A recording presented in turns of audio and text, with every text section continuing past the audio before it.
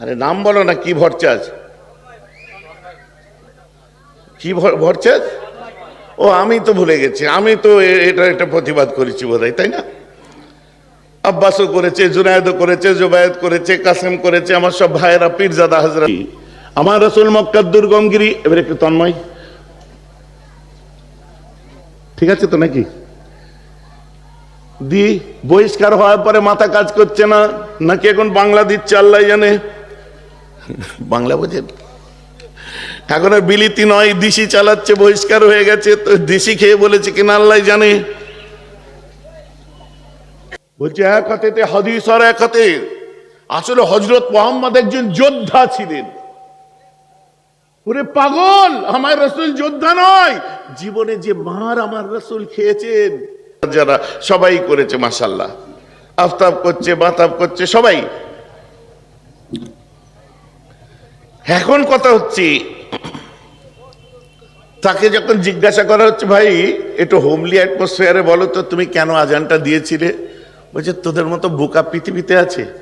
কত বড় বড় মুফতি আলেম ওলামা এখানে এলাকায় আছে, দেখ কেউ কারো চেনে? বলে না, আমার এক আজানে 40,000 মানুষ চিনে গেছে, দেখ আমায়। তো এখন ঈদের দিনে আজান দিয়া পার্টি অনেকবার হবে। হ্যাঁ, ব্র্যান্ড থাকতে পারে মাওলানা, ব্র্যান্ড থাকতে পারে মুফতি, ব্র্যান্ড থাকতে পারে হুজুর, ব্র্যান্ড থাকতে পারে পীরজাদা, ব্র্যান্ড থাকতে পারে অমুক জায়গা থেকে ফারেক হওয়া মানুষ, ব্র্যান্ড থাকতে পারে আমি জামে আল আজহারের কোনো কেউ, নাথিং। যে দিলের মধ্যে নবী প্রেম নেই, রাসূলের মহব্বত নেই, এই বিদ্যাকে ডাস্টবিনে ছুঁড়ে ফেলে দেয় মেহরাব সিদ্দিকী। কথাটা বুঝতে পারছেন কি পারছেন না? দিলের মধ্যে নবী প্রেম থাকবে, রাসূল প্রেম থাকবে, চলুন। হ্যাঁ আমার মুসলমান, তাই আমার আল্লাহ কোরআন পাকের মধ্যে বলছেন ওয়ারাফা'না লাকা যিকরাক, এ হাবিব আমি আল্লাহ আপনার আলোচনাকে পৃথিবীর মধ্যে উচ্চ আসন দান করেছি। সব থেকে উঁচু মাকাম যে আলোচনাটাকে দিয়েছি, ওই আলোচনাটা হলো হাবিব আপনার আলোচনা। আর আপনার আলোচনা যেখানে হয় সেখানে আল্লাহর রহমত বর্ষণ হয়, আর ওই মানুষগুলোকে আল্লাহ তাকওয়ার জন্য নির্বাচন করে নেয়। বলুন না সুবহানাল্লাহ। কি মাকাম আমার মুস্তাফার।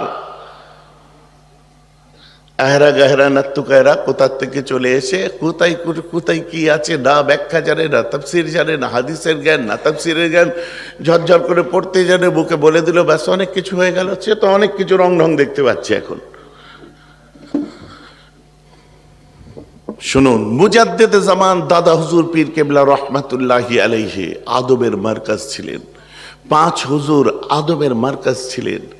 আমার রাসূলুল্লাহ সাল্লাল্লাহু তাআলা আলাইহি ওয়াসাল্লামের যারা গোলামান ছিল, আমার মুজাদ্দিদে জামানের খোলাফা যারা ছিলেন, বসিয়াট আল্লামা থেকে আরম্ভ করে নেসারউদ্দিন সাচ্চিনাবি, আমি আমার দাদুজানের মুখে শুনেছি, বলছে নেসারউদ্দিন সাহেবকে আমি নিজের চোখে দেখেছি কোনোদিন মাথা তুলে আব্বার সামনে বা আমাদের সামনে কথা বলেননি। সুবহানাল্লাহ বলেন। তার মানে হুজুর মাথা ঝুঁকাতে আছে? আরে বাবা, ওই যে বললাম অল্প বিদ্যা ভয়ঙ্করী, এই কথাও একটা একটা ছোট্ট ছোট্ট কথা বললে এখন আমার সেগুলোকে কাউন্টার করছে মানুষ। না, হুজুর বলে দিল মুরিদ পীরের সামনে মাথা ঝুঁকিয়ে থাকে, মানে কি ইঙ্গিত দিল বুঝতে পেরেছো? আল্লাহ ছাড়া তো কারোর কাছে মাথা ঝুঁকানো চলে না, তাই তো নাকি? শুনুন, হযরত যায়েদ ইবনে আরকামকে জিজ্ঞাসা করেছিল জুনিয়র সাহাবারা, আর যায়েদ ইবনে আরকাম ছিলেন সিনিয়র সাহাবা আল্লাহ রাসূলের। যায়েদ ইবনে আরকামকে জিজ্ঞাসা করলো, এই যায়েদ ইবনে আরকাম, আমার রাসূল কেমন দেখতে ছিলেন? আপনি সকাল সন্ধ্যা বিকাল সব সময় রাসূলুল্লাহর সামনে থাকতেন, আমার নবী দেখতে কেমন ছিল একটু বলুন। কাঁদছেন ঝরঝর করে, কাঁদতে কাঁদতে বলছে, হাতটা ধরে বলছে, ভাই তোকে কি বলবো, আমি যখন একা থাকি, রাতে থাকি বা নির্জন থাকি, একা জায়গায় আমি যখন বাস করি, তখন আমার মনটা খারাপ হলে রাসূলুল্লাহর চেহারাটা ইয়াদ করার চেষ্টা করি। ওই সময় আমি আমার চোখকে জিজ্ঞাসা করি, এই আমার 2 চোখ, আমার রাসূল কেমন দেখতে আমার একটু খেয়াল করিয়ে দে না রে।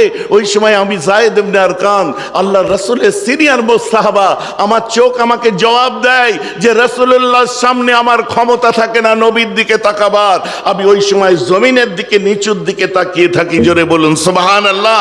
সাহাবারা বলছেন আল্লাহ রাসূলের চেহারার দিকে আমরা কোনোদিন সরাসরি দেখিনি, কারণ আমরা মাথা ঝুঁকিয়ে থাকতাম আমাদের বেয়াদবির ভয়েতে। বলেন না সুবহানাল্লাহ। তো সাহাবারাও তো মাথা নিচু করে থাকতেন। আদবের সাথে থাকতেন। কাঁদছে আর বলছে আমার চোখ, একটু ইয়াদ করিয়ে দেন, আরে রাসূলুল্লাহ কেমন দেখতে। বলছে আমি তো কোনোদিন নবীকে সরাসরি দেখতে থাকি নবীর কাছে, কিন্তু তাকিয়ে দেখি না, যদি বেয়াদবি হয়ে যায়। মাথা নিচু করে থাকি, আমার চোখ তখন, আমি চোখ ওই সময় তো নিচের দিকে তাকিয়ে থাকি, নিচু করে থাকি, আমি বলবো কি করে নবী কেমন দেখতে। অথচ যে রাসূলের একটা হুকুমের জন্য লক্ষ লক্ষ সাহাবা ঝাঁপিয়ে পড়ে, কি বলছেন আপনি? আদব আলাদা জিনিস, আদব আলাদা জিনিস। আমার রাসূল আদবের জন্য, আমার নবী উম্মতরা আদব যত করবে উম্মতদের তত বেশি নিজেদের কামেল হবে, কামালিয়াতে তাদের বরকত হবে। ভাই আমি তো নামাজ পড়ি, রোজা রাখি, হজ করি, যাকাত দিই, আমি বুখারী পড়া শিখেছি, মুসলিম, তিরমিজি, সিয়াসত পড়া শিখেছি, আমি তাফসীর পড়া, কোরআন পড়া শিখেছি। একাডেমিক কোয়ালিফিকেশনে কোনো লাভ নাই, একাডেমিক কোয়ালিফিকেশনে কোনো লাভ নাই। বিএ পাস, এমএ পাস, আলেম পাস, ফাজিল পাস, কামেল পাস, দওরায়ে হাদিস, একাডেমিক কোয়ালিফিকেশন নিয়েছেন মানে পড়া শিখেছেন। দাদুজান বলতেন টাইটেল পাস করার পরে মেজর হুজুর কেবলা বলতেন যে বাবা টাইটেল পাস করে মাওলানা হনি, এই টাইটেল পাস করে কিতাবের আলমারির চাবিটা হাতে নেওয়ার যোগ্যতা অর্জন করেছো, এখন অনেক বাকি, আলমারি খোলো, কিতাব বার করো, তারপর পড়ো, তখন আলেম হবে। তো টাইটেল পাস করেছো, আলমারির চাবি হাতে নেওয়ার যোগ্যতা অর্জন করেছো। ভাইজান আমার কথা বোঝা যাচ্ছে তো নাকি? অত সোজা না। আমার রাসূল সাকিফায়ে বানি সাঈদায় বসলেন, কোথায়? একটা ছাদের নিচে, যেখানে আমার নবী বিচার করতেন, ফয়সালা শোনাতেন, বিভিন্ন কথাবার্তা আলোচনা করতেন, সাহাবাদেরকে নিয়ে বসতেন। আমার রাসূল সাকিফায়ে বানি সাঈদায় বসেছেন সূরা মুমতাহিনা নাজিলের পরে, মানে ফাতহ মক্কার পরে। সাহাবা ইকরামরা বসে আছেন, এভরিথিং ইজ গোয়িং স্মুথ। আল্লাহ রাসূল এই সময় বলছেন, এই আমার সাহাবারা শোনো। হুজুর বলুন। এই আল্লাহর মাহবুব, আমাদের কলিজা জানের জান, বলুন। বায়ুনি বায়ুনি আলা আন লা তুশরিকু বিল্লাহি শাইয়্যান ওয়া লা তাসরাকু ওয়া লা তাজনু ওয়া লা তাকতুলু আওলাদাকুম ওয়া লা তাতু বিবুহতানিন তাফতারুনাহু বাইনা আইদিকুম ওয়া আরজুলাকুম ওয়া লা তাসাউ ফি মারুফিন আও কামা ক্বালা আলাইহিস সালাতু ওয়াস সালাম, রাওয়াহুল বুখারী। ছটা জিনিসে আমার রাসূল বায়াত করলেন। ছটা জিনিসের উপরে বায়াত করানো মানে তোমরা আমার কাছে বায়াত করো। বায়াত করো মানে অঙ্গীকার করো, ওয়াদা করো, অঙ্গীকারবদ্ধ হও। সুবহানাল্লাহ বলেন। তোমরা আমার কাছে বায়াত হও। হাদিসটা কে রিওয়ায়াত করছেন? বুখারী শরীফ কিতাবুল ঈমান প্রথম খণ্ডে একদম। হাদিসটি রিওয়ায়াত করছেন উবাদা বিন সামিত। এই উবাদা বিন সামিত কে ছিলেন? অহুয়া শহীদ আবাদরা, বদরের যুদ্ধে শহীদ ছিলেন। অহুয়া আহাদুন নুকাবায়ে লাইলাতুল আকাবা, আকাবার রাত্রে তিনি একজন নাকিব ছিলেন, মানে নবীর স্পট করা একজন প্রতিনিধি ছিলেন। ছেলেখেলা ব্যাপার নয়। উনি বলছেন আন্না রাসূলুল্লাহ সাল্লাল্লাহু তাআলা আলাইহি ওয়াসাল্লাম কল, আল্লাহর নবী একসময় বলেন, ওয়া হাউলুহু ইসাবাতুম মিন আসহাবিহি, আল্লাহর রাসূলের আশপাশে তখন এক দল সাহাবা ছিলেন, তাদের সামনে আমার নবী বললেন, মানে হাদিসটা যায়ীফ হওয়ার কোনো সম্ভাবনা নেই। নবী আমার বলছেন বায়ুনি, তোমরা আমার কাছে বায়াত হও, আলা আল্লাহ তুশরিকু বিল্লাহি শাইয়্যান, আল্লাহর সাথে আমরা শিরক করব না, শরীক করব না, আল্লাহর সঙ্গে কারো মিলাবো না। ওয়ালা তাসরাকু, চুরি করব না, ওয়াদা করো। ওয়ালা তাজনু, জিনা করব না, ওয়াদা করো। ওয়ালা তাকতুলু আওলাদাকুম, সন্তানদেরকে হত্যা করব না, আলাউলাদদের হত্যা করব না, মার্ডার করব না, ওয়াদা করো। ওয়ালা তাতু বিবুহতানিন তাফতারুনাহু বাইনা আইদিকুম ওয়া আরজুলাকুম, মানুষের সামনে এক কথা পিছনে এক কথা বলবো না, চগলখড়ি করব না, ওয়াদা করো। তারপর ওয়ালা তাসাউ ফি মারুফিন, কেউ কোনো ভালো কাজ করলে তার কাটি করব না। কথা বুঝতে পারছেন? এই ছটা জিনিসের এতে আমার ভিত্তিতে আমার রাসূল সাহাবাদের অঙ্গীকার করালেন, ওয়াদা করালেন। আচ্ছা বলুন তো, এর মধ্যে একটাও, এই পাঁচটা স্তম্ভ, ইসলামের স্তম্ভ কটা? জোরে বলুন। 5 pillars in my Islam: Tawheed, one month fasting, 5 times pray, sacrifice, Hajj Baitullah, 5টা জিনিস, and it was necessary for us, it was necessary for all ummah. এটা প্রত্যেকের জন্য আবশ্যিক কর্তব্য। কিন্তু আমার নবীজি এই 5টার মধ্যে একটাও বললেন না। ওয়াদা করালেন কিসে? এই 5টাকে যাতে তুমি কায়েম রাখতে পারো তার জন্য তোমার সাপোর্টিং জিনিসগুলো তোমাদের প্রয়োজন, কি কি করবে কি কি করবে না। এর এথিক্স কোথা থেকে? আমার আল্লাহ তাই বলে দিচ্ছেন, এগুলো মানতে গেলে তোমাকে কোরআন ফলো করতে হবে। কি? কুল, নবী আপনি বলে দিন, ইন কুনতুম তুহিব্বুনাল্লাহ, এই বান্দারা তোমরা যদি কেউ আল্লাহকে ভালোবাসতে চাও, কি করতে হবে? জমির আল কাটতে হবে না। কি করতে হবে? ভাইয়ের হক মারতে হবে না। কি করতে হবে? মানুষের চগলখড়ি করতে হবে না। তোমাকে কি করতে হবে?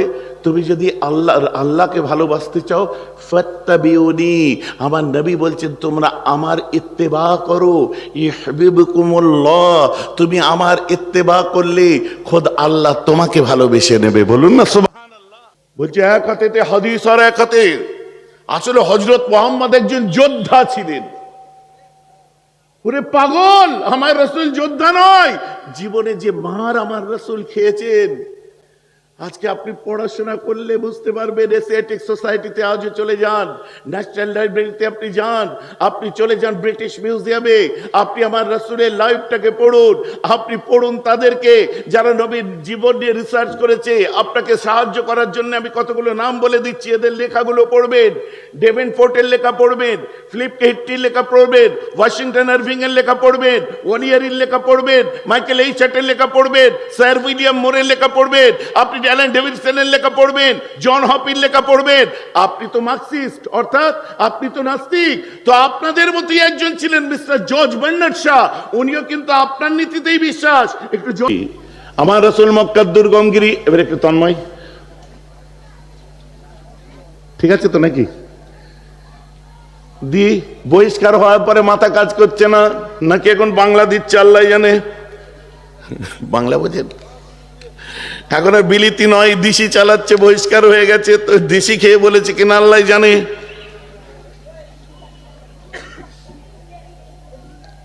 ভাইজান এই সমস্ত করলে কিন্তু আপনার বিরুদ্ধে তো কেস হয়ে যাবে। রাগ আর তোর কেস, পাগল।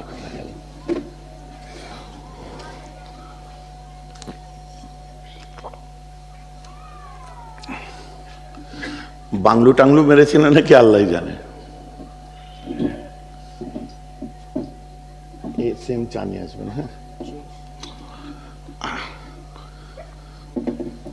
একটু মন দিয়ে শুনে নিন। আপনি কি বলছেন? এক হাতে তলোয়ার আর এক হাতে হাদিস। ও বাবা, আরেকটা মজার ব্যাপার শোনেন। এ তন্ময়ের আবার বিরোধিতা করতে যে একজন মানে মুসলিম ভদ্রলোক, আমি চিনি না তাকে, কি নাম জানিনি, সে আবার কড়া থেকে চুলোই ফেলে দিয়েছে। সে আবার বলতে বলতে বলছে হাদিস পরবর্তীতে নবী, শুনেছ না, হচ্ছে নবী মুহাম্মাদের অনেক পরে হাদিস এসেছে, আর সে হাদিস যারা লিখেছে ওরা একটা ভালো মানুষ ছিল না, নোংরা লোক সব। সকলে বলেন নাউজুবিল্লাহ। তন্ময়ের বিরোধিতা করছে, তার মানে কি? এ পিঠ উপিঠ দুপিঠি সমান। কিসের?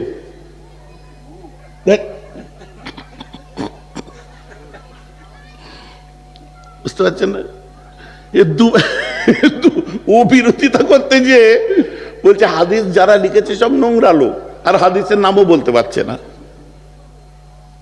কি আশ্চর্য! আমি একেও একটু শুনিয়ে দিই, শুনুন। আমার রসুলের জামানাতেই হাদিস, আর হাদিস হচ্ছে বিধান।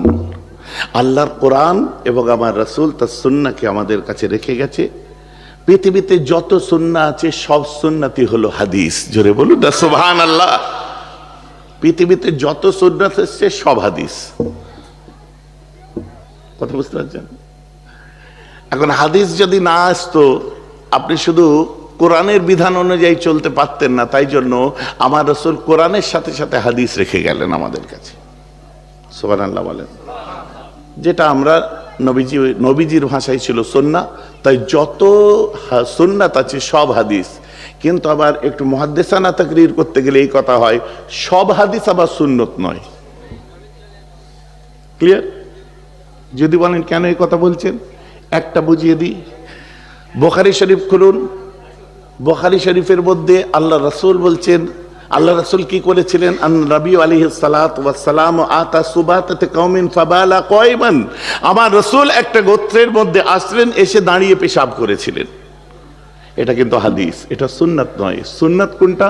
আমার নবীজি বললেন বাথরুমে যাওয়ার সময় তোমরা আল্লাহুম্মা ইন্নী আউযু বিকা মিনাল খুবসি ওয়াল খাবায়েস পড়বে, বাঁ পা আগে বাড়াবে, তারপরে বাথরুমে যাবে, যে পেশাব পায়খানা যা করার করবে, করার পরে ইস্তেঞ্জা করবে। ইস্তেঞ্জা করা মানে কুলুক করবে, বা মানে যেটাকে বলে পরিষ্কার ঠিকমতো হবে, তারপর বার হয়ে আসবে। যুবকেরা ভাইরা যখন বাথরুমে যাবে তখন আগে তোমরা এই দোয়াটা পড়ে বাথরুমে যাবে, কারণ যত রকম বদ আত্মা খবিসি সব বাথরুমের মধ্যে থাকে। আমার কাছে বহু মানুষ তাবিজ তদবির করতে যাই, দেখি সব ওই বাথরুম থেকে হয়। ওই জন্য বাথরুমে যাবে, দেখবে খবিসি অশ্বাস, বিভিন্ন অশ্বাসা মাথার মধ্যে আসবে না। এই দোয়াটা পড়ে বাথরুমে ঢুকবে। সকলে বলে ইনশাআল্লাহ, আল্লাহুম্মা ইন্নী আউযু বিকা মিনাল খুবসি ওয়াল খাবায়েস, এটা পড়ে ঢুকবে। যাই চলো, এখন আসুন নবীজি যে বললেন, এই যে কায়দা অনুযায়ী বাথরুমে যেতে বললেন, পেশাব করতে বললেন, এটাও হাদিস। আর আমার নবী দাঁড়িয়ে পেশাব করেছিলেন, ওটাও হাদিস। সুন্নাহ কোনটা? তাহলে আমার নবী হালাতে মাজুরিতে কোনো অবস্থার পরিপ্রেক্ষিতে দাঁড়িয়ে পেশাব করেছিলেন, ওটা হাদিস হয়েই রয়ে গেছে। ওটা আমাদের জন্য গ্রহণীয় নয়। ওটা কোনো কোনো ক্ষেত্রে বেকায়দায় হলো আলাদা ব্যাপার, ওটা ভিন্ন ব্যাপার। কিন্তু আমার নবী যে তরিকাটা আমাদের বললেন, এটাই হলো সুন্নাত। বলুন না সুবহানাল্লাহ। তো দুটোই হাদিস, তাই সব হাদিস সুন্নাত নয়, কিন্তু সব সুন্নাতই হলো হাদিস। ক্লিয়ার? আপনাদের মাথায় চুল আছে আলহামদুলিল্লাহ। আপনারা যে চুল রেখেছেন, আমার নবী জিন্দেগিতে এরকম চুল কোনোদিন রাখেননি। অতএব নবীজির মাথায় চুল ছিল, এটা হলো হাদিস। আমার নবী যে বড় চুল রাখতেন, কখনো লিম্মা কানের লতি পর্যন্ত রাখতেন, কখনো জিম্মা কাঁধ পর্যন্ত রাখতেন, কখনো ওফরা কাঁধের একদম নিচে পর্যন্ত এত দূর চলে আসতো, ঝুলতো। কথা বুঝতে পারছেন না? যদিও আমাদের অত বড় আমরা রাখি না। কেন? মুজাদ্দেদে জামান বললেন, মেয়েদের মতো আর সব বেদাতি ফকিররা সব রাখে না, ওই রকম যদি হয়ে যায় তোমরা ওফরার মেঘদারটা ঠিক করতে পারবে না কতটা বড় হবে, তা কোমর পর্যন্ত চলে যেতে পারে। অতএব কাঁধের রিডের হাড্ডি পর্যন্ত যখন চলে আসবে, এই যে কাঁধের শেষ পর্যন্ত, তারপর তোমরা আবার কেটে ফেলবে।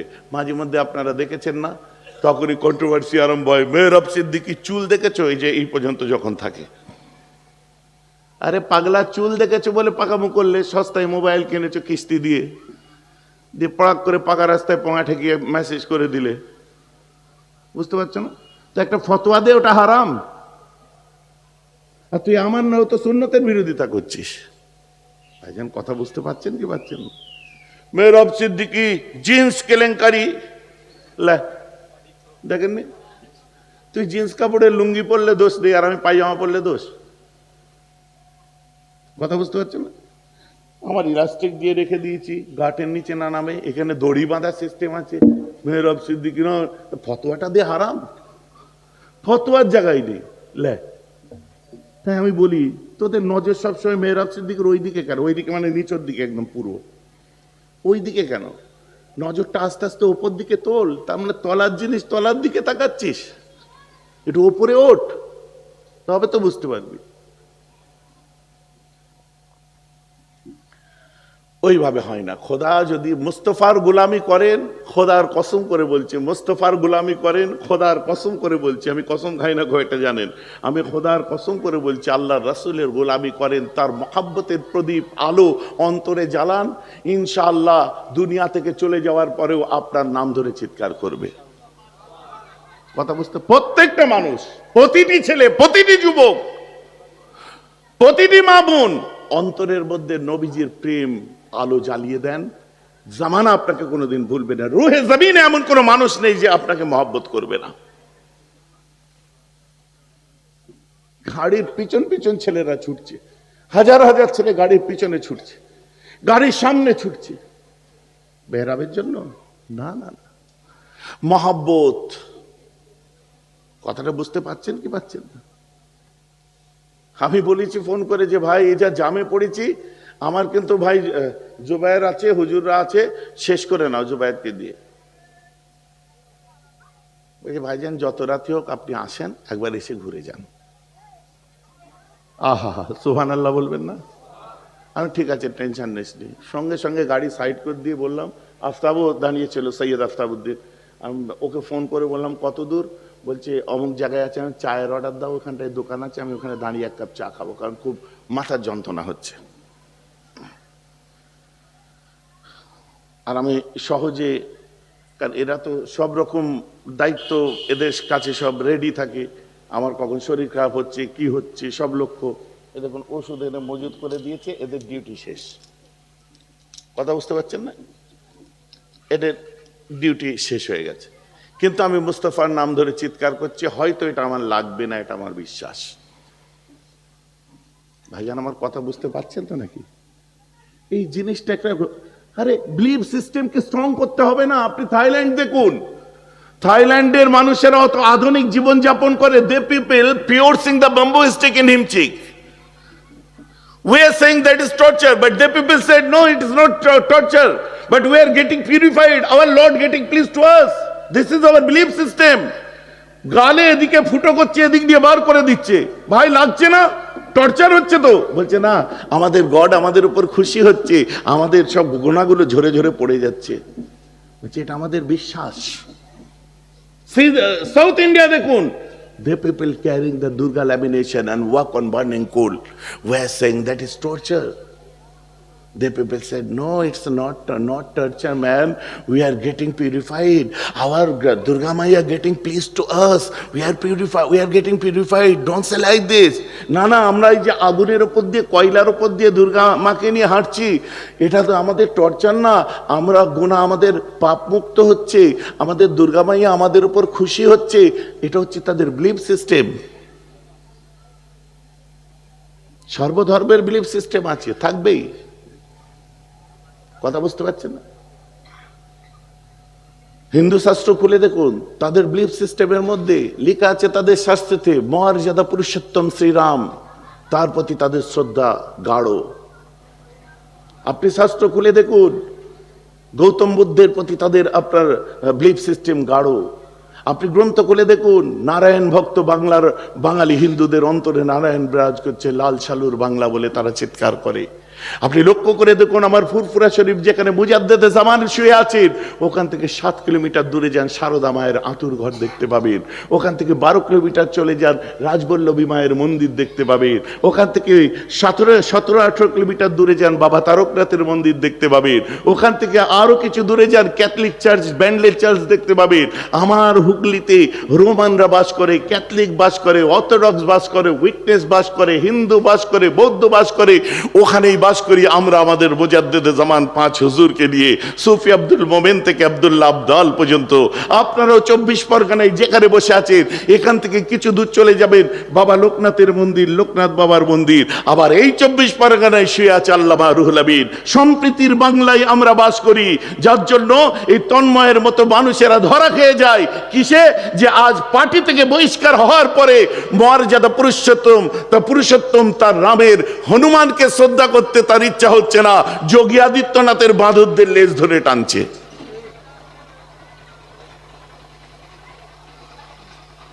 কথাটা বুঝতে পারছেন কি পাচ্ছেন না? সম্প্রীতির বাংলায় আমরা বাস করি, যে যার ধর্ম আমরা পালন করি, আমরা সবাই সবারটাকে শ্রদ্ধা করি, কিন্তু নিজেরটা ইন্নাদ্দিন ইনদাল্লাহিল ইসলাম। হিন্দু ভাইরা বলে স্বধর্ম নিধন শ্রেয়। সম্প্রীতির বাংলা। আর কাঠমোল্লারা এগুলোকে নিয়ে সব রোস্টিং করে, ব্যঙ্গ করে, কারণ এদের সমাজ হচ্ছে ওই কটা ফিচেল মোল্লা মলি সাহেবদের মধ্যে। এদের জগতে ওই কটা মলি সাহেব আর কটা পাম্মারা লোক। আজ আমার কথা বুঝতে পারছেন তো নাকি?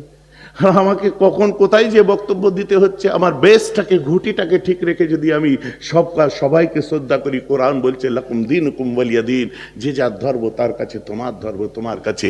আমি আমারটা আমি সুন্দর করে করি।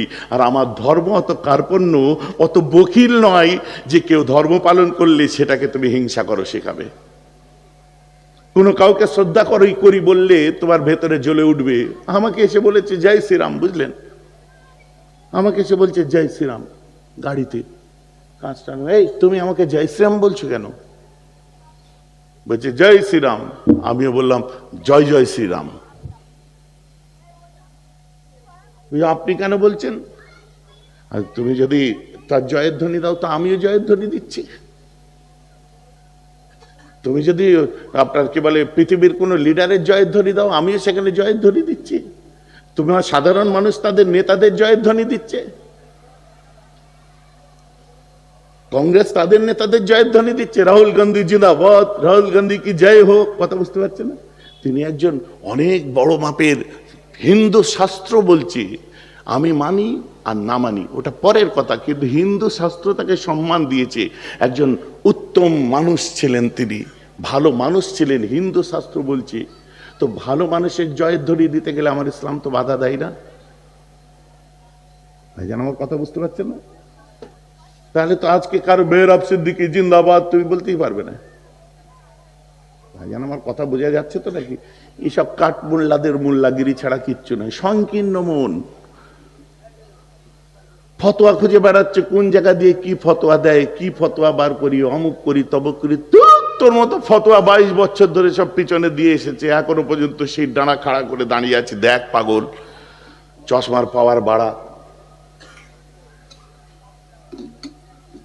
আমি কদিন আগে বাড়ি এলাম, আমার কথা বলছি,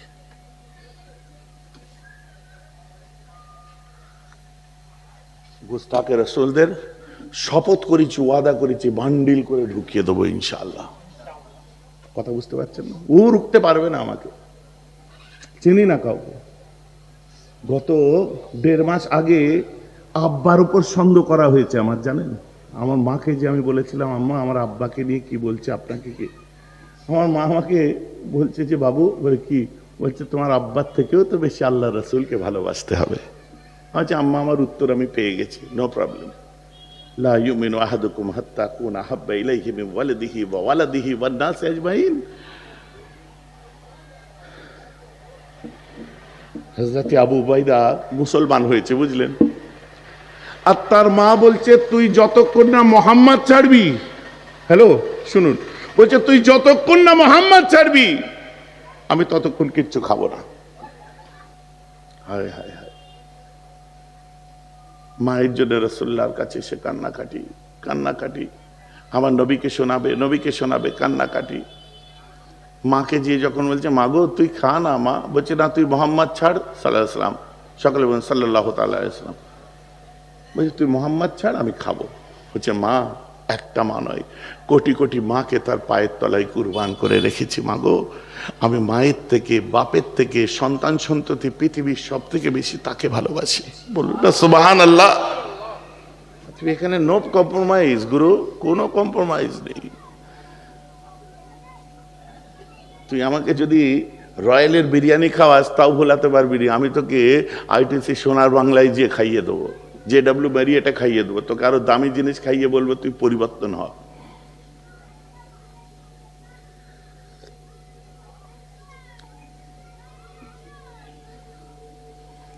আমার মুসলমান রাগ করবেন না, আমার ব্যথা নেবেন না কথায়। মক্কার দুর্গমগিরি দুর্গম পথ দিয়ে আমার রসুল হেঁটে চলে যাচ্ছেন। হযরতে আনাস দূর থেকে আল্লাহ রসুলকে দেখেন, কোট আনকোট, তলোয়ার হাতে ছিল, ঠিক আছে, কোট আনকোট।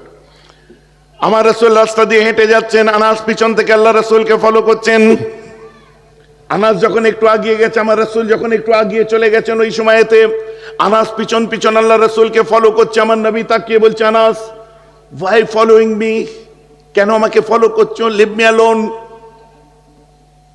হযরত আনাস বলে হুজুর চতুর্দিকে আপনার শত্রু, আপনার দুশমন আছে হুজুর, আপনাকে একটু আমি ফলো করি, কেউ যদি আক্রমণ করে দেয় বড় বিপদ হয়ে যাবে হুজুর, বিশাল লস হয়ে যাবে আমাদের, হুজুর আপনাকে লক্ষ্য রাখি। আমার রাসূল বলছে কোনো ব্যাপার না, আমি একাই যাব।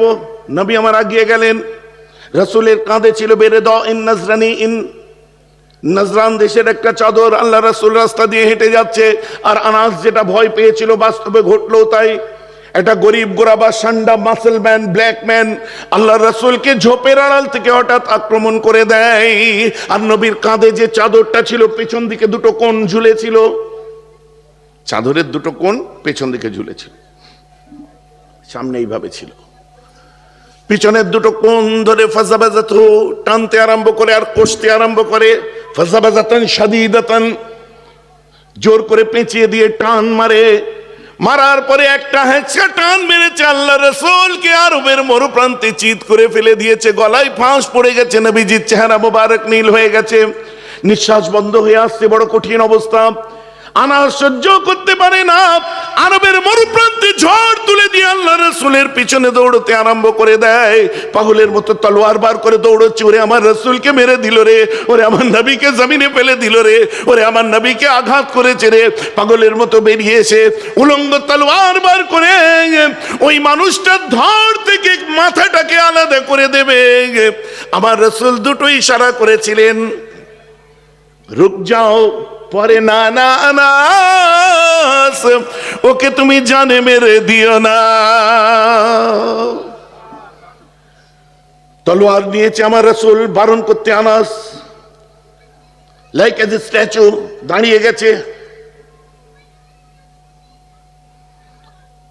রুক যাও, রাসূল বলেছে, দাঁড়িয়ে গেছে। আনাস রাসূলের গলার ক্ষত দাগটা দেখছে, আর একদিকে ওই মানুষটাকে দেখছে, আর ওই মানুষটা আনাসের তলোয়ার দেখছে, আর নবীজির চেহারা দেখছে।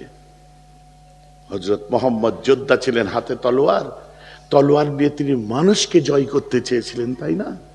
শুনুন,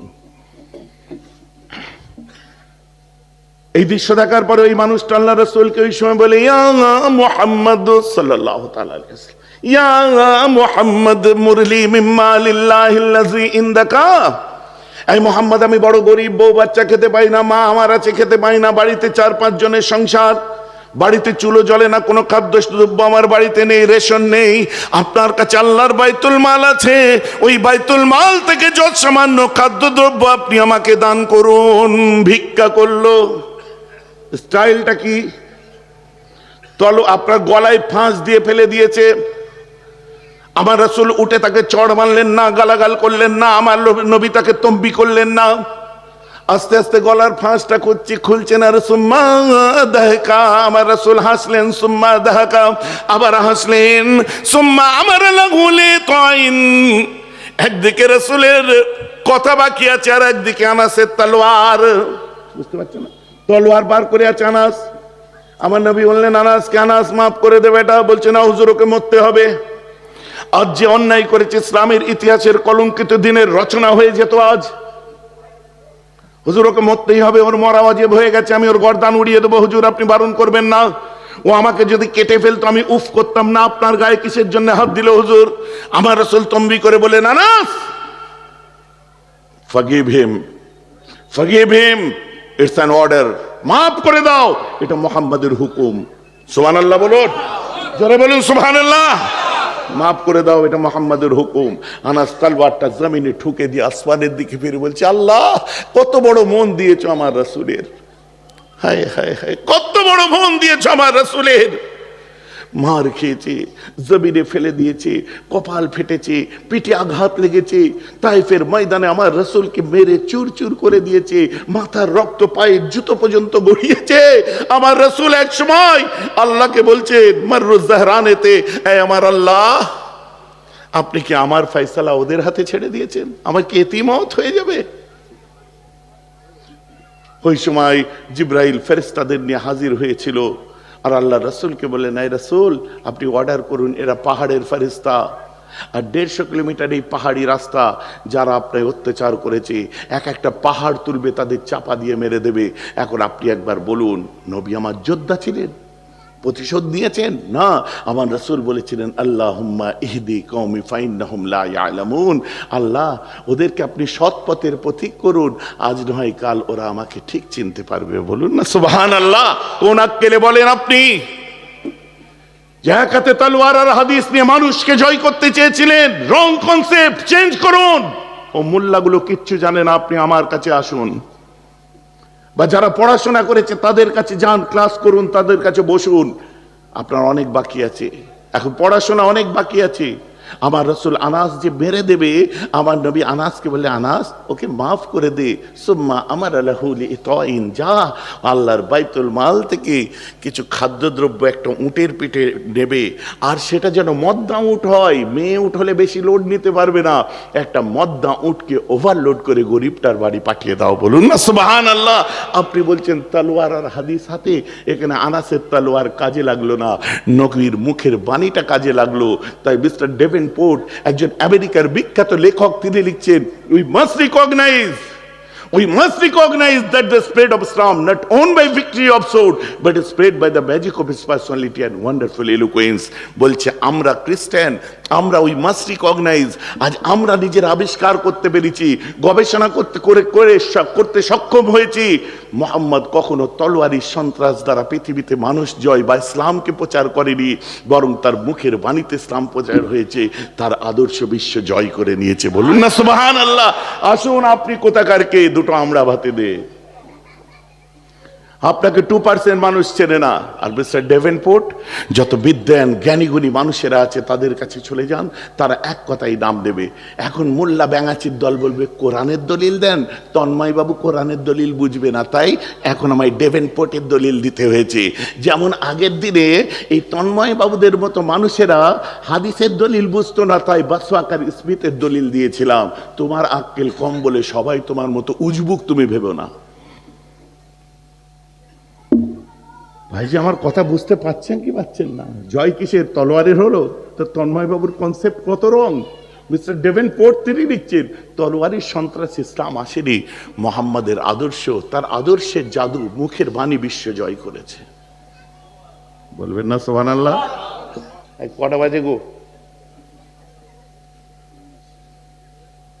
দেখছো অনেক রাত হয়ে গেছে। দেখতে দেখতে সময় কোথা দিয়ে পার হলো বুঝতে পারলেন? বোঝা যাচ্ছে? চলেন পরের উইকেট প্লেয়ার নিয়ে আসুন, আমি ততক্ষণ বলতে থাকি, উইকেট নিয়ে চলে আসুন। উইকেট মানে মাফ করবেন, মানে কি বলবো, এই আমজেদ ভাই ছিলেন না, বড় মহব্বতের মানুষ আমাদের, অ্যাক্সিডেন্ট করে যে মারা গেল আমজেদ সাহেব, বাচ্চারা তোরা চিনতে পারবি না বাবু। আমজেদ ভাইয়ের কথা মনে আছে তো নাকি? হ্যাঁ, ও উইকেট পড়ে যা বলতো না, আমার উইকেট আমি শেষের দিকে। অতএব আমি কি বলতে চাচ্ছি, আপনারা এইভাবে বলতে পারেন আল্লাহ রসুল ওয়াজ করছে, বুঝলেন, নবীজি আমার ওয়াজ করছেন, পেছন থেকে হঠাৎ আল্লাহ রসুলকে টিটকিরি করে বললেন, এই আল্লাহ রসুল, ইয়া রসুল আল্লাহ, রাইনা কদ রাইনা। রাইনা কথার অর্থ কি? লক্ষ্য দিন, আমাদের দিকে লক্ষ্য দিন। আর তখনকার দিনে রাইনা কাদের বলা হতো? রাইনা তাদের বলতো যারা নাকি গরু, মোষ, ছাগল, ভেড়া পাহারা দিত, চড়াতো, রাখালদেরকে রাইনা বলা হতো। রাইনা কথার অর্থ কি? লক্ষ্য দিন। আমার আল্লাহ সহ্য করতে পারলেন না, কারণ আমার নবী আম্মা খাদিজার বাড়িতে আপনার কর্মচারী হিসাবে কাজ করেছে, যেটা বলতে চাচ্ছেন, মেড সার্ভেন্ট ছিল যেটা বলতে চাচ্ছেন। আমার রসুল খাদিজার বাড়িতে অ্যাপয়েন্ট হয়েছিলেন, কর্মচারী ছিলেন, নাউজুবিল্লাহ বলুন। আমার রসুল নিজের মেষ পালন করতেন, 15 বছর বয়সে আম্মা খাদিজার মেষগুলো দেখতেন, দেখতে দেখতে একটা ইউজ টু হয়ে গেছিল। আম্মা জানকে বরাবর হেল্প করতে করতে আম্মা জানের ওখানে আমার রসুল উঠা বসা করতে আরম্ভ করলেন। আর আম্মা জান নিজে বলছেন 15 বছর বয়স থেকে 25 বছর পর্যন্ত মোহাম্মদকে আমি দেখেছি, এত সচ্চরিত্রের বাচ্চা আমি আমার চোখে জীবনে দেখিনি। বলুন না সুবহানাল্লাহ। আহা, কে সার্টিফিকেট দিচ্ছে? সার্টিফিকেট দিচ্ছে নিজের স্ত্রী। সার্টিফিকেট কে দিচ্ছে? নিজের স্ত্রী সার্টিফিকেট দিচ্ছে। সেই রাসূল সম্পর্কে যখন বলেন খারাপ লাগে শুনতে, আমার আল্লাহ বলে দিলেন, এই দুনিয়ার মানুষ শুনে নাও আল্লাহর কোরআন। বলছে দুনিয়ার মানুষ তোমরা আমার হাবিবকে খবরদার, লা তাকুল রাইনা, খবরদার তোমরা রাইনা এই কথা বলে ডাকবে না। কারণ সাহাবারা বলেছিল রাইনা মানে লক্ষ্য দিন। আল্লাহ বলে দিলেন বাল তাকুল, বরং তোমরা বলো আমার নবীকে, ইয়া রাসূলুল্লাহ কদ উনজুরনা। বলেন না সুবহানাল্লাহ। কাদের কাদের মা আছে একটু হাত তুলে দেখান, আমি দোয়া চাইবো। আমারও মা আছেন, আপনাদের সবাইয়ের মা আছে তো? আল্লাহ হায়াতে কিসমত দারাজ করুক, সকলে বলুন আমিন।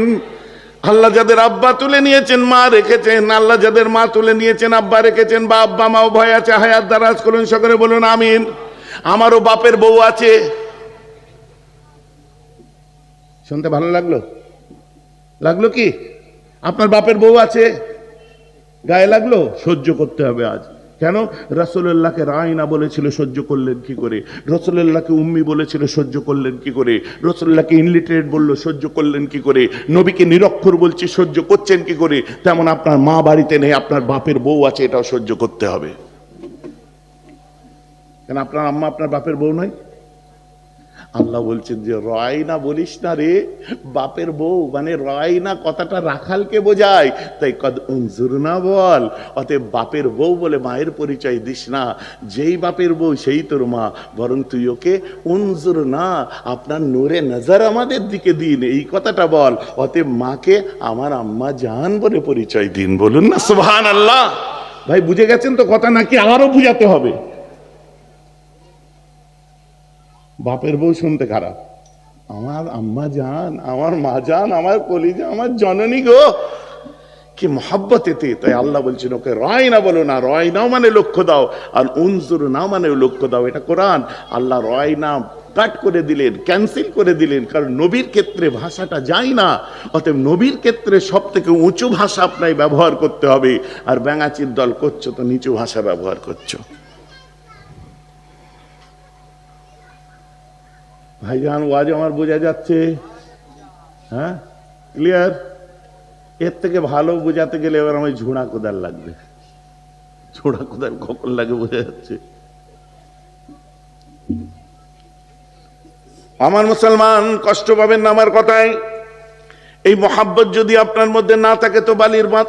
আর কেহবি কথা মনে পড়ে গেছে, আমার নবীজির এক সময় চুল কাটার দরকার হয়। হযরত আনাস বিন মালিক বলছেন আল্লাহর রাসূলের এক সময় চুল কাটার প্রয়োজন হয়। ঠিক আছে, বলছে রাইতুন নবী সাল্লাল্লাহু আলাইহি ওয়াসাল্লাম, আমি নবীজিকে দেখলাম। বল হাল্লাকু ইয়াহলিকু মানে ইয়াহলিকুহু, হাল্লাক মানে নাপিত আসলো, আমার নবীর চুল কাটা হচ্ছে। ওয়া ইয়াতুফু আসহাবুহু, আর নবীজির সব সাহাবারা চুল যখন কাটা হচ্ছে হাত পেতে আমার নবীকে সব তওয়াফ করছে। তওয়াফ করছে মানে হাত পেতে নবীজির এই সব চতুর্দিকে ঘুরছে, সাহাবারা গোল হয়ে চুল কাটা হচ্ছে, আর সব ঘুরছে। কিসের জন্য ঘুরছে? সাহাবারা এত মহাব্বত করতেন, চুল মোবারক যে কাটা হচ্ছে নবীজির একটা চুলকে জমিনে পড়তে দিচ্ছে না। জোরে বলুন না সুবহানাল্লাহ। আমার সাহাবাদের আমানত আমার রাসূলের চুল মোবারক, আমার নবীজির চুল একটা যদি কারো কাছে থেকেছে নিজের জীবনকে তারা ধন্য করেছে, আর বিশ্বের শ্রেষ্ঠ সম্পদ আছে ভেবেছে। আমার নবী যখন নখ কাটতেন সাহাবাদের মধ্যে তাকসিম করে দিতেন একটা একটা করে নখ। যারা আমার নবীজির নখের আমানতকে খেয়ানত করেনি, যারা আমার নবীর চুলের আমানতকে খেয়ানত করেনি, যারা আমার নবীর ইজ্জতকে কোনো খেয়ানত করেনি, সেই সাহাবাদের প্রাণের রাসূল, আমরা তাদের জুতোর জুতোর জুতোর জুতোর জুতোর জুতোর জুতোর জুতোর ধুলোর গোলামের গোলাম হয়ে আমরা সেই আমানতদারি যদি না করতে পারি তো আমরা কিয়ামতের দিনে কি মুখ দেখাবো? ভাইজান কথা বুঝতে পারছেন তো? হয়তো খালি ওয়াজ করলে হবে না, বুঝতে পারছেন? হযরতে বেলাল রাদিয়াল্লাহু আনহু, আমার নবীজি ইন্তেকালের পরে আর মদিনা ভালো লাগছে না, যেদিকে তাকাই বেলালকে ভালো লাগছে না। কথা কম বলতেন, মুখ দিয়ে কথা উচ্চারণ করতেন না ঠিক। যেদিকে তাকাচ্ছে আমার রাসূল, আমার নবী কই, আমার নবী কই। এক সময় বেলাল মদিনা শহরের বাইরের দিকে হেঁটে যাচ্ছে, মদিনার পাথর কাঁকর গাছ গাছালি কানতে আরম্ভ করে দিয়েছে। একজন সাহাবা জিজ্ঞাসা করেন, বেলাল তুমি কোথায় যাচ্ছ? তুতলা ভাষায় বলছো, আমি মদিনায় থাকবো না। কেন বেলাল, কি হয়েছে? আমার মদিনা ভালো লাগছে না গো। কেন? বলছে আমি মদিনার যেখানেই তাকাচ্ছি আমার রাসূলের স্মৃতি আমার সঙ্গে জড়িয়ে আছে, আমার নবী দুনিয়ায় নেই, আমি মদিনা ছেড়ে দিলাম, আমি আর থাকবো না, চললাম। মদিনা ত্যাগ করে চলে গেলেন। দীর্ঘদিন পরে বেলাল ফিরে আসছে। বেশক আল্লাহ রাসূল স্বপ্ন দেখেছে, বেলাল আর কতদিন, বলেন না সুবহানাল্লাহ। বেলাল ফিরে আসছে যখন সবার মধ্যে, তখন একটা কিউরিওসিটি, বেলাল এসেছে। বিলাল এসে আল্লাহ রসুলের দরবারের কবর মুবারকটা ধরে এইভাবে পড়ে আছে, আর অঝোর নয়নে কাঁদছে, ইয়া রাসূলুল্লাহ, ইয়া রাসূলুল্লাহ, ইয়া রাসূলুল্লাহ, ইয়া রাসূলুল্লাহ, কাঁদছেন। কিতাবটা খুলুন, চোখের পানি ধরে রাখতে পারবেন না। বলছে বেলালের কান্নার সুর এত করুণ ছিল, মদিনার জমিনে যেন ভূমিকম্প আরম্ভ হয়ে গেছিল। জোরে বলেন না সুবহানাল্লাহ। আমার একটাই কথা, জওয়ান যুবকদেরকে আমি দিল থেকে বলে দিয়ে যাই, প্রতিটি মুসলমান জওয়ান যুবকের অন্তরের মধ্যে আমার নবীজির মহব্বতের আলো চেরাগকে জ্বালিয়ে তোলো। কোনো কাজে আসবে না। আমি বেহরাব খারাপ, আমি স্বীকার করে দিচ্ছি, আমি খুব খারাপ, নোংরা, বাজে, আমি যতটা ভালো দেখাই অতটা ভালো মানুষ নয়। ভালো হওয়া আলাদা জিনিস, আর ভালো সেজে চলা আলাদা জিনিস। সব আমি মেনে নিলাম, সব কসুর আমার, সব দোষ আমার। আমার দোষের ওপর পা রাখো, আমার সিনার উপর পা রাখো, তোমার সিনায় মুস্তাফার মোহাব্বতের আলো নূরকে জ্বালিয়ে তোলো। কথাটা আমার বুঝতে পারছেন তো নাকি? আমার এই একটাই কথা, আর অন্য কিছু না। যাক আমার ভাইরা, এখন আমি আপনাদের কাছ থেকে বিদায় নিই, আবার ইনশাল্লাহ আলোচনা হবে। আমার আলোচনা আপনাদের কষ্ট লাগলো নাকি কাউকে? কারণ আমি এই সিজন নিজে ঠিক করেছি, আমি যে ওয়াজই করবো আমি মহব্বতের ওয়াজ করব, কারণ এর উপরে আর কিছু হয় না। বুঝতে পেরেছেন? নবী প্রেম যদি দিলের মধ্যে না থাকে, ও আপনার নামাজ রোজা কোনো কিছুতে কোনো কাজে আসবে না, কিছুতে কিছু কাজে আসবে না, কোনো কাজে লাগবে না। আল্লাহ কোরআনে বলছেন, আল্লাযীনা ইয়াত্তাবিউনা রাসূলান নাবিয়্যাল উম্মি। এই তো, এইটাই কথা তো। আল্লাহ কোরআনে আমার নবীকে উম্মি বলেছে। এটা তাফসীর শুনুন। রসুল কথার অর্থ কি? রসুল কথার অর্থ হচ্ছে যার কাছে কন্টিনিউয়াস কিছু আশা। রসুল কথার অর্থ যার কাছে কন্টিনিউয়াস কিছু আশা, ইলম আশা, ইলম আশা। কন্টিনিউয়াস আল্লাহর কাছ থেকে কি আসে? আল্লাহর কাছ থেকে যেটাই আসে সেটা জ্ঞান। আমরা ছোটবেলায় পড়েছি গরুর বা ছাগলের দুধ দোয়া হলে রাসালাল্লাবানা, রাসালাল্লাবানা, রাসালাল্লাবানা। রাসালাল্লাবান মানে রাসাল তাকে বলে যে কন্টিনিউয়াস ঝরঝর করে ঝরে। রাসালাল্লাবান মানে দুধ দোয়া, দুধ এই যে টানছেন বাঁধ থেকে ঝরঝর করে ঝরছে, রাসালাল্লাবানা। রাসাল মানে কন্টিনিউয়াস কোনো জিনিস আসা। তো আমার নবীর কাছে আল্লাহর তরফ থেকে কন্টিনিউয়াস জ্ঞান এসেছে। বলেন না সুবহানাল্লাহ। আর ওর পরে বলছেন আন নবী, আল্লাযীনা ইয়াত্তাবিউনা রাসূলান নবী, রাসূল আন নবী, তারপরে নবী। নবী কথার অর্থ রসুল ফাইসালা হয়ে গেল, কন্টিনিউয়াস জ্ঞান আছে। আমার নবী বুইস্তু মুআল্লিমান, ওয়ালিদতু মুআল্লিমান। আমি মুহাম্মদ পৃথিবীতে আমাকে পাঠানো হয়েছে, আমি এসেছি ছাত্র নয়, আমি মুহাম্মদ উস্তাদ হয়ে এসেছি। বলেন না সুবহানাল্লাহ। তার কাছে রসুল মানে, রসুল কথার অর্থ যার কাছে কন্টিনিউয়াস জ্ঞান আছে, মানে জ্ঞানের ভান্ডার।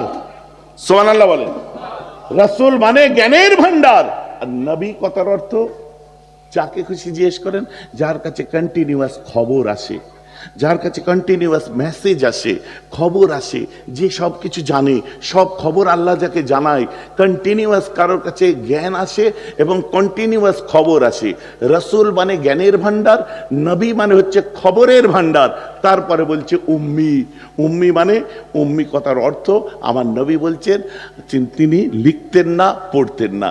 যে জ্ঞানের ভান্ডার হয় সে লিখতেন না, যে জ্ঞানের ভান্ডার আপনার খবরের ভান্ডার হয় সে পড়তেন না। তার আর পড়ার বা লেখার প্রয়োজন আছে? জোরে বলুন, আছে কি? আল্লাহর তরফ থেকে যে আসছে। আল্লাহ কোরআনে বলছে আমি তার ডান হাতকে বন্ধ করে দিয়েছি। ওয়াই?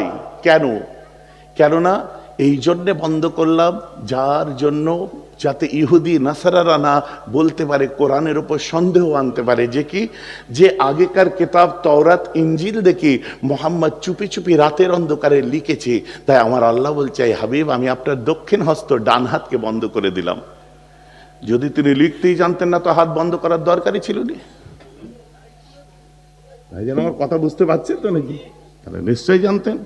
এইবারে আসুন, খুব ইন্টারেস্টিং ব্যাপার, মজার ব্যাপার আপনি পাচ্ছেন। তাহলে লিখতেও জানতেন, জ্ঞানেরও ভান্ডার, খবরেরও ভান্ডার। পরে তিনি উম্মি। এখন আমার ইয়াং স্টার যারা শিক্ষিত ছেলেরা আছে, আমি তাদেরকে কি প্রশ্ন করব না, যিনি আপনার জ্ঞানের ভান্ডার, যিনি খবরের ভান্ডার, পরে লিখছেন উম্মি। এই উম্মি কথার অর্থ এই দুটো শব্দের সঙ্গে কি সাংঘর্ষিক নয়? মাশাআল্লাহ, আমার ডিউটি আপাতত শেষ। তাহলে আমার রাসূল সম্পর্কে ভাষা চয়নটা কি হবে?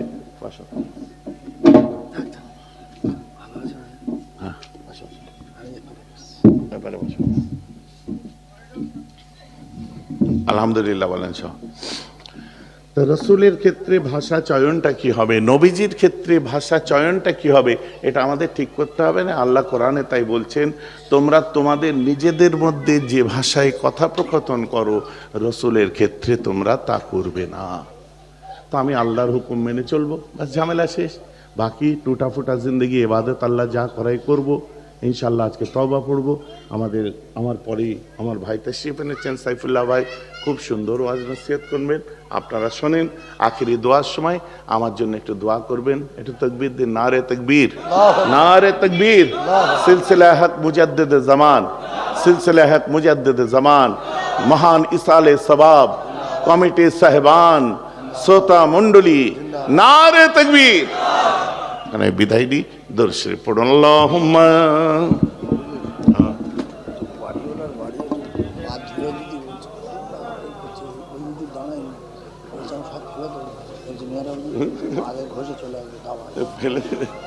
ঠিক আছে, বসেন বসেন।